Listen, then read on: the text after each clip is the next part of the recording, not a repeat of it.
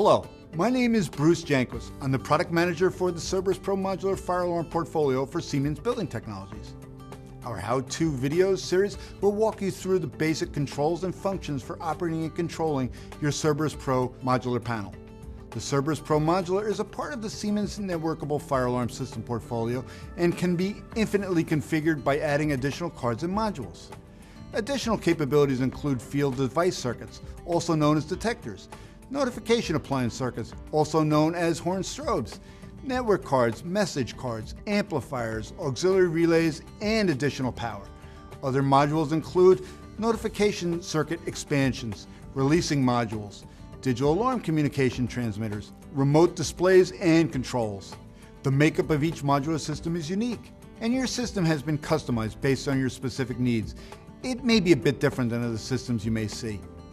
To begin, I will describe the operating interface and go over its main components and features. The operating unit has 5 main sections: display and associated controls, system status lamps, event notifications, menu controls, and an internal buzzer. First, we have the LCD display in the center of the operator's interface. This is where you can view everything related to the operation of your fire alarm system.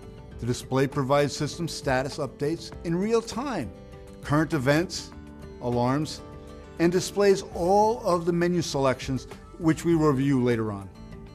In a normal standby mode, the display will indicate system status normal with the current time and date, as well as other location-specific messages. The system status LEDs show basic system operation. These status lights include display power, state of the system audibles, horns, strobes, and speakers, and if any part of the system is turned off or disabled. And if the main fire alarm computer is functioning properly. The power LED will glow steady green to indicate that the AC power is on and will flash when the system is operating on batteries. The partial system disabled LED will glow steady yellow to indicate that the device is disabled. The other system operation LED indicators are audible states or CPU failures. On the top center of the operating unit are the event notification lamps or LEDs. Whenever there is an event in the system, these LEDs will illuminate. For example, when an alarm occurs, the alarm LED will illuminate, so at a quick glance the operator can see that the state of the fire alarm system is an alarm. On the right side of the main interface, there are system navigation buttons. These are used for drilling into the menus of the modular system, as well as showing graphical and textual information of any events. While not visible, the buzzer lets the user know there is activity within the modular system. The buzzer will sound steady when an event is unacknowledged and will pulse when it is acknowledged and supervisory or trouble conditions exist. When all conditions are acknowledged, the buzzer will be silent. When an event occurs in the system, the display automatically enters the alert mode. This alert mode allows the user to see active events and control these events. If an event type is an alarm, trouble, or supervisory, the appropriate LED blinks and may cause the notification appliances to sound and the audibles to play messages throughout the building. The internal buzzer sounds and the tab on the display for the corresponding event queue flashes. I'll now concentrate on the display and event controls.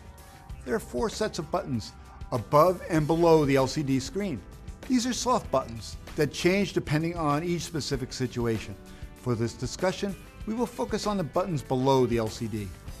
The buttons used to manage the events are the soft or context-specific ones below the LCD.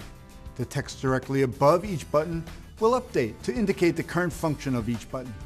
The green LED above a button is illuminated to indicate the current key press is available. Any valid key control press on the modular system will have the adjacent LED lit. When an event such as an alarm or trouble comes in, the button on the lower left has the LED directly above it lit, and the text above it shows exactly what the button press will accomplish. Now I will create an alarm event and walk through the steps to operate and control this event.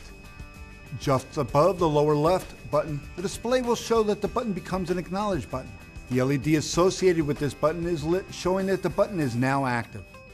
Pressing this button will acknowledge this event. It will also turn off the internal panel buzzer. The alarm LED will change from flashing to steady, and the event displaying the exclamation point changes to the check mark to the left of the description. The intent of acknowledging events indicates that the operator is aware that the event has occurred. Once an event is acknowledged, the next step is to silence the audibles. The silence button is now shown on the display and the LED above the button is lit. When pressed, it will turn off any audibles programmed as silenceable and will light the audibles silence LED. In full operation mode, silencing audibles is only done when authorized, as the building occupants will not notice when the audibles are shut off. Lastly, once the event has been acknowledged and audible silenced, the system needs to be reset. When in this state, the button on the lower right side of the display is now set for system reset, and the display is updated and the adjacent LED is illuminated. Once reset, the fire alarm panel returns to the normal standby operation. This too should only be done when authorized. This sequence is basically the same for all event types: supervisory, security, trouble, etc. These are non-fire alarm events and may not sound audibles, therefore the silence step might be skipped. Once these events are acknowledged, the fire panel can be reset to restore its normal standby condition.